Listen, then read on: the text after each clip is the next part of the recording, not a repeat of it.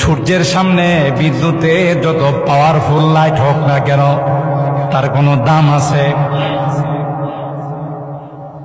আল্লাহর হাবিব বলেন, গোটা সূর্যটা যদি তোমার কামরার ভিতরে ঢুকায় দাও, তোমার রুমের ভিতরে যদি গোটা সূর্যটা তুমি ঢুকায় দাও, যেই পরিমাণ আলো হবে, আল্লাহ বলেন হাফেজে কোরআনের মা বাবার মাথায় যে মুকুটটা দেওয়া হবে গো, ওই মুকুটের আলো সূর্যের চাইতেও কোটি কোটি গুণ বেশি হবে।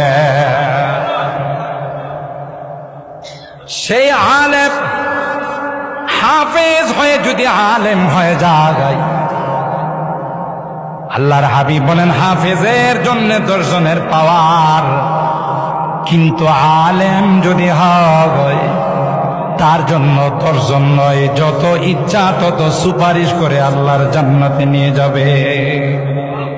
10-20 নয়, 100-200 নয়, 1000 লক্ষ নয়, একজন আলেমে বা আমল হাফেজে কোরআন যত ইচ্ছা তত সুপারিশ করে আল্লাহর জান্নাতে নিয়ে যাবে। সুবহানাল্লাহ।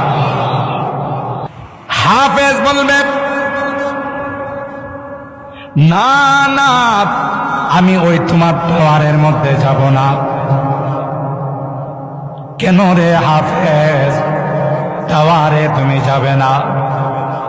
এই বড় বাকাইল মিজানুর রহমান হাফিজিয়া মাদ্রাসায় আমি কষ্ট করে পড়েছি। মাদ্রাসা কর্তৃপক্ষ আমার পড়ার ব্যবস্থা করে দিয়েছিল, এলাকার মানুষ আমার খোঁজখবর নিয়েছিল, লজিং রেখেছিল, জায়গা রেখেছিল। তাদের 2 লোকমা খাবার খেয়ে আমি কোরআন পড়েছি, হাফেজ হয়েছি। হাফেজ হওয়ার পর আলেম হয়েছি। আমি এত নিমুখ হারাম নই, এই এলাকার মানুষগুলোকে রেখে আমি একা জান্নাতে চলে যাব? না না না, ওই মানুষগুলোকে আশপাশে দেখা যায়।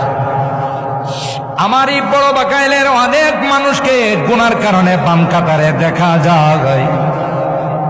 তাই যতক্ষণ পর্যন্ত তাদের জান্নাতের ফয়সালা না হবে, ততক্ষণ পর্যন্ত আমি তোমার জান্নাতের মেহমান হব না।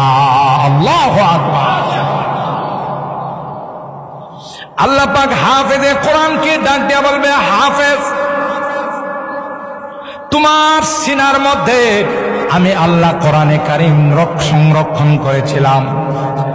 হাফেজ রে, তোমাকে অপমান করার জন্য নয়, আজকের এই কিয়ামতের কঠিন ময়দানে হাফেজ, তোমার সুপারিশ আমি আল্লাহ অগ্রাহ্য করব না, ফেরত দেব না।